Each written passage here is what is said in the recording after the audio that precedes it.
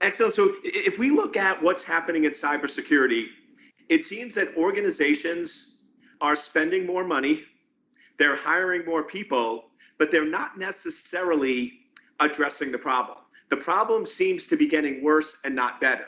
Now, there are some people out there that want to give undue credit to the adversary, and they want to go in and claim that the adversary is super advanced and it's this nation state attack, and certain really large companies want to make these ridiculous claims that while they don't know how they got compromised, they're confident that it required 1,000 people in order to break in.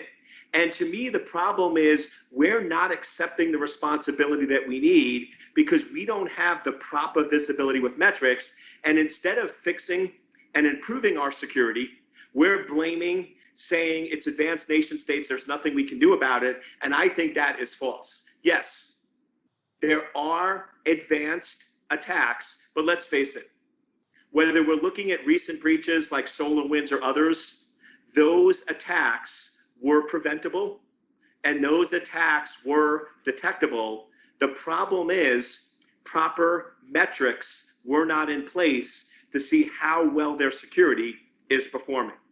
And just to show you the importance of metrics, I want to take you on a little journey of IT, because information technology as a discipline is very mature, very robust, and there's a lot of lessons we can learn from IT and cybersecurity because they're about 15 years ahead of us. So let's go on a quick journey. Starting in the late 80s, organizations started buying computers.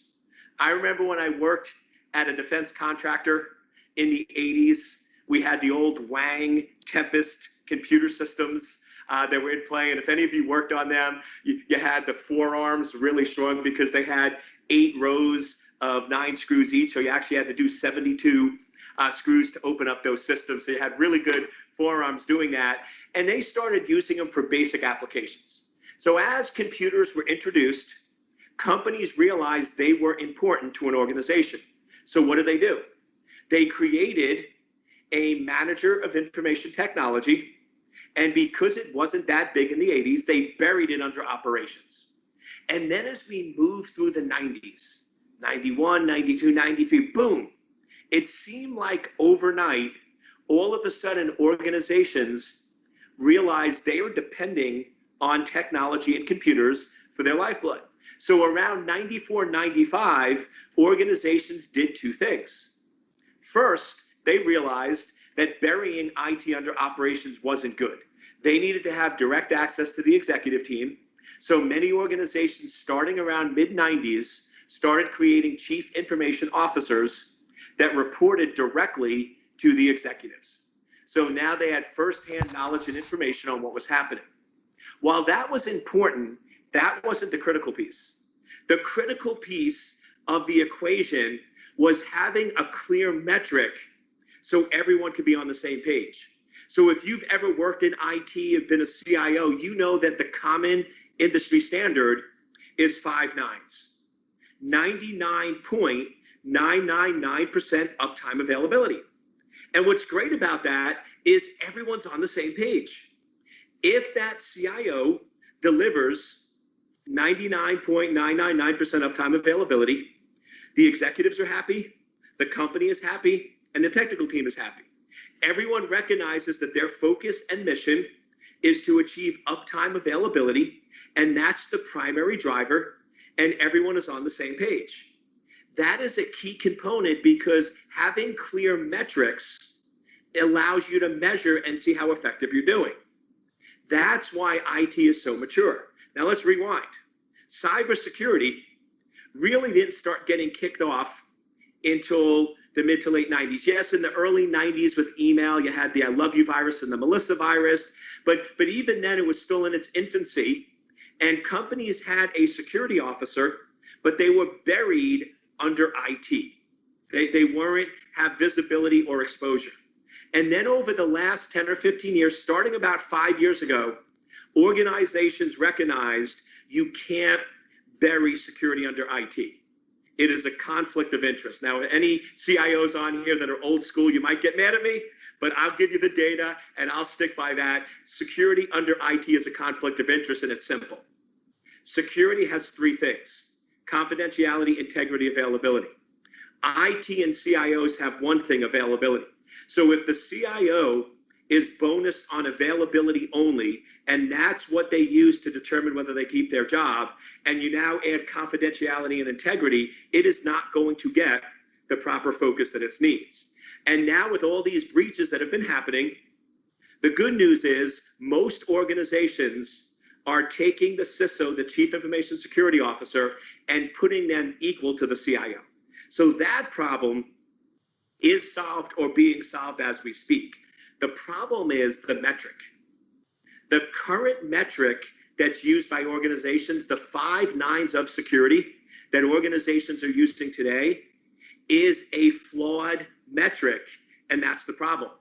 What is the metric, the 5 nines of security, that almost every organization uses today? If we don't have a breach, security is doing their job. And you might say, but Eric, how do you know that? It's simple. What happens when a breach occurs?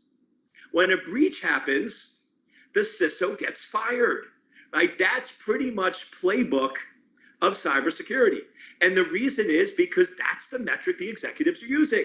The executives are saying our metric is we should never have an attack. And if we have an attack, that means security failed and we fire the CISO. Now, unless you like switching jobs every 9 to 12 months, right? That's not a good metric, right? That's not an effective metric because breaches are going to happen.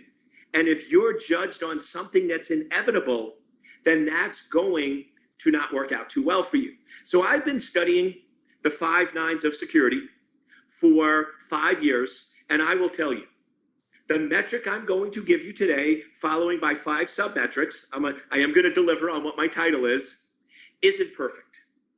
It isn't a perfect metric, and I wish I had a better metric, but here's what I found. After 5 years of analysis, I can't find anything better, so we're using this with our clients. So I just want to caveat it, because when I give this presentation and I give the 5 nines of security, security people love to criticize, right? That's what we do so well. We find fault and issues. So I have people going, Eric, I don't really like your metric. I'm like, great, what's a better metric? They're like, well, we don't have a better metric. And I'm like, well, is my metric better than the current metric? If you have a breach, you didn't deliver security. They say yes. I'm like, then use it, right? Stop fighting the inevitable. We're not looking for perfection here. We're looking for something better than what we have. And right now, this is the best that we have. So the current metric that I've used with my clients, we've used over 77 times. It's very, very effective metric. And my response to you, if you don't like it, use it and see how it works out for you. But here's the metric: attempted attacks. What are the number of attempted attacks against your organization? Now, first, this is a lot better than saying we're not going to have any breaches. And if a breach occurred, you failed. So it's accepting the reality. So right out of the gate, attempted attacks, my metric is 100 times better than the current metric that's being used today. Second reason I like this metric, it's a positive metric. It shows what you're doing. One of the metrics that people like using, which is not a good metric, is vulnerability management data. The problem with vulnerability management data is it's a negative metric. So you go to the executives and you say, this quarter, we had 300 vulnerabilities. That's negative. You're telling them what you didn't do. You're basically saying there are 300 things on the network that we did not address correctly in our environment. That is not a good metric. This metric is positive. It's telling you what you are doing, right? It is going in and telling you what you're doing correctly. So that's the second thing. And then the third thing is it raises visibility. I will tell you right now, most executives I work with, and ask your execs, go into them and ask any one of your executive, how many attempted attacks do you think we have on a daily basis? And the average answer I get when I work with CEOs is 3 to 5.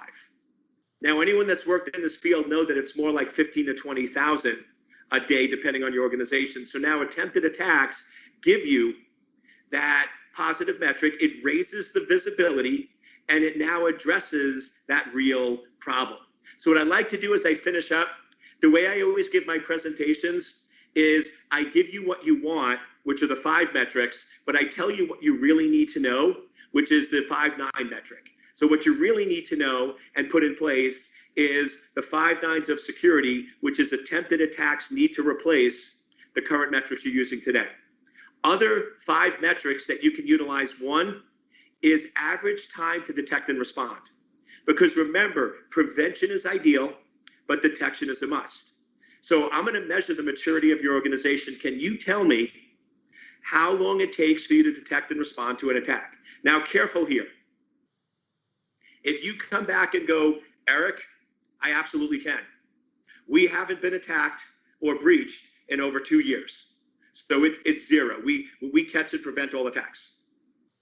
Okay, with love in my heart. When I say that, that means I'm gonna be a little harsh here. That means you failed, because let's face it, if every organization on the planet is getting breached and compromised, and you're telling me that you didn't have a single attack or breach in 2 years, that either means you're not looking in the right place, or you have magical unicorn grade security, and trust me, it's not the latter. So whenever I work with organizations and I go, Eric, we're really, really mature, we prevent all attacks, we haven't had any attacks in 2 or 3 years, it's really a sign that nobody wants to admit that you're very immature, because you cannot prevent all attacks, and attacks will happen, and you need to change your focus. So mature metric, average time to detect and respond. The next one is false positives, because remember, the false positives and false negatives have an inverse relationship. So you actually want some false positives, because if your false positives are 0, that means your false negatives are through the roof and you're missing critical information.